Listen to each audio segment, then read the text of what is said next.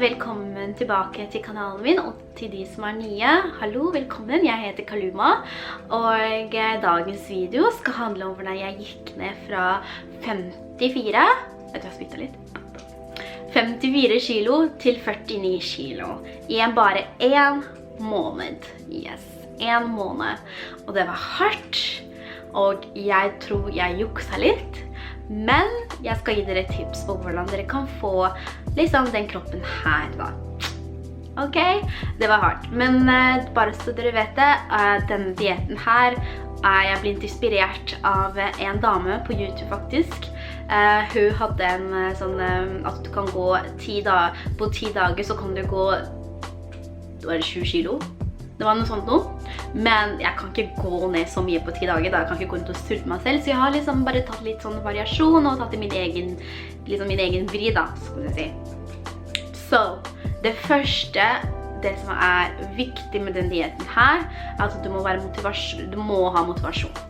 Og den dieten her har masse vitaminer, og det er vann, men du skal kutte ut sukker, du skal kutte brødskiver, du skal egentlig kutte kjøttprodukter, og helst, så den dieten her er mest grønnsaker, og glutenfri produkter er veldig bra, og plantebaserte produkter er veldig bra for den dieten her, bare så dere vet det.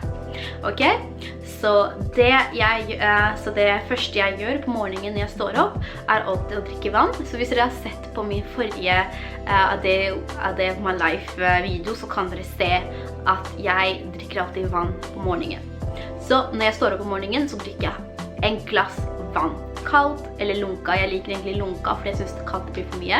Så jeg tar alltid lunka, og det er det jeg drikker. Og så og det er det første som er i magen min, ikke sant? Og så går jeg på toalettet og gjør det jeg skal. Som dere sikkert sett på denne video. Og så det jeg gjør, fordi jeg jobber jo fra mandag til fredag. Men jeg pleier ikke å spise frokost, så jeg er ikke så veldig glad i frokost. Men det du gjør er å ta en banan. For en banan har masse energi, det kan gi energi til 2 timer. Så banan er veldig greit å ha, så da har du fått noe i magen, ikke sant? En banan. Og så når du kommer på jobben, og da jobber du som normalt, og vi har alltid lunsjpause klokken 12, og der spiser jeg 2 skiver med glutenfri brød, med enten ost eller kremost. Så kremost er egentlig de to, det er enten ost eller kremost. Fordi du må ha litt fett i kroppen også, på grunn av at du spiser ikke så mye, ikke sant? Du spiser ikke så mye kjøtt, så du må ha litt sånn fett. Og i ost og kremost så er det litt fett med, og det trenger vi. Og glutenfri brød er jo veldig bra, for at det er ikke noe stivelse i det, og det er ikke så veldig mye sånn der, du føler deg ikke tung i magen, og du blir ikke oppblåst, så det er veldig bra. Så det er det jeg spiser på jobben.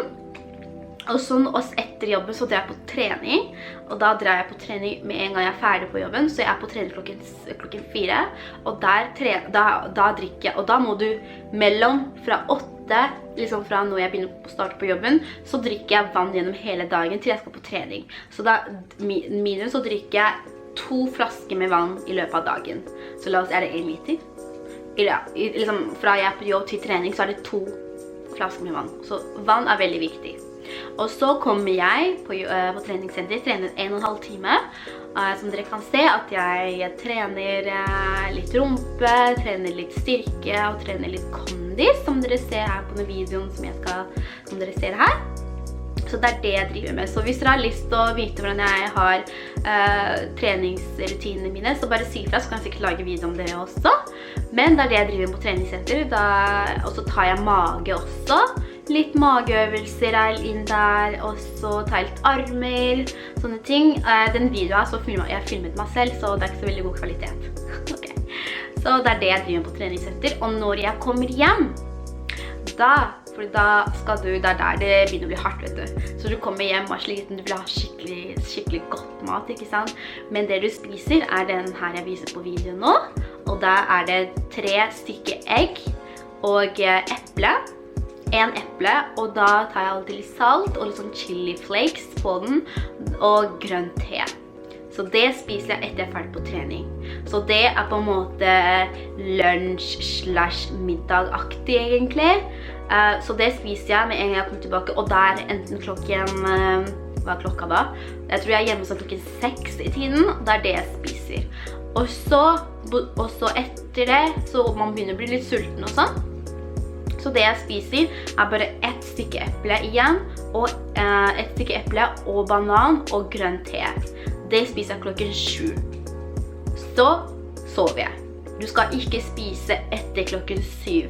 For når du spiser etter klokken 7, så går fordøyelsen din mye tregere, og da det vanskelig for deg, det vanskelig for kroppen å fordøye all maten nå til deg. Derfor kan du enten legge deg opp i vekt. Så derfor det greit å spise mindre.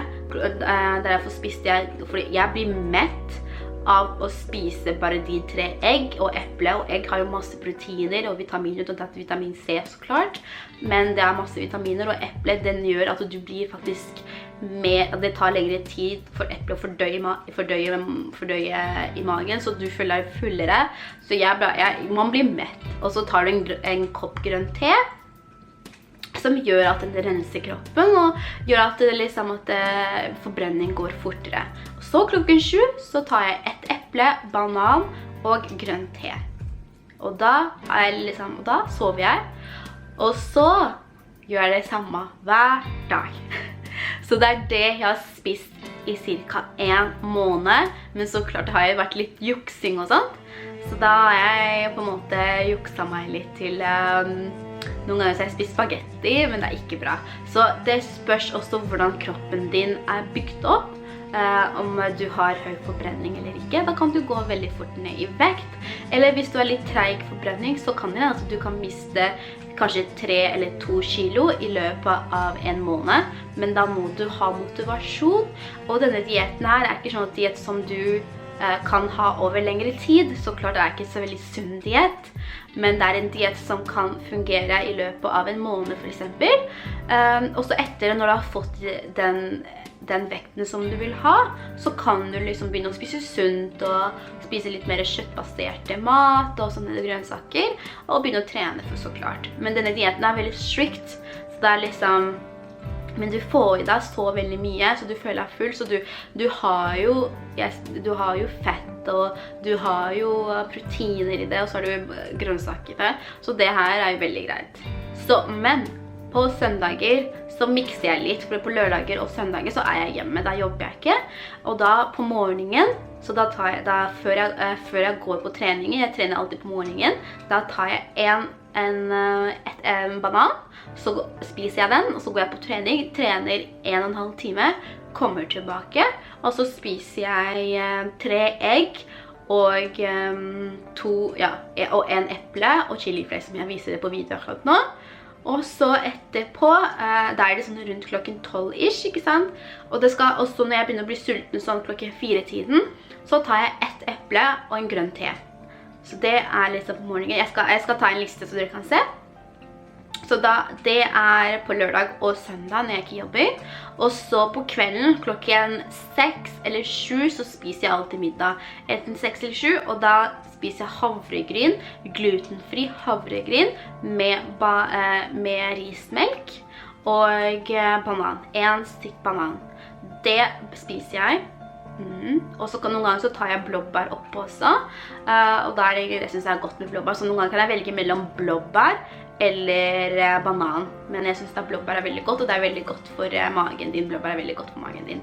Så det tar jeg, og det liksom lørdag og søndag da. Forstår du? For da jeg ikke på jobb. Og som dere kan se, og dere ser jo at det begynner jo liksom smått og smått og smått, til den dagen jeg veier 49 liksom. Så det gått en punkt at en uke så mister jeg 1 kilo, kanskje en uke så mister jeg, liksom en uke kan jeg miste 1 kilo, den andre kan ikke jeg miste noen ting, og så kommer kanskje neste uke så mister jeg 2 kilo det hendt. Og så det spørs liksom hvordan jeg spiser og hvordan jeg trener. Så det den tipsen jeg vil ha, eller vise dere. Og hvis dere lurer på noe, eller hvis dere har et spørsmål angående dietten, så klart jeg skal legge ned matplanen nede i, om vi tar, det sånn, hva heter det? du vet, der nede. Jeg skal legge matplanen min der nede, så dere kan liksom se hva jeg spiser. For eksempel frokost, lunsj, middag og kveld og måltid. Man skal egentlig spise 5 ganger. Så den dieten at du har 5 måltider. Enten i hverdagene, så for meg så blir det bare 4 måltider egentlig. Men i helgene så det 5 du skal ha. Så du går aldri sulten av. Du skal ikke bli, så klart blir du sulten, hallo.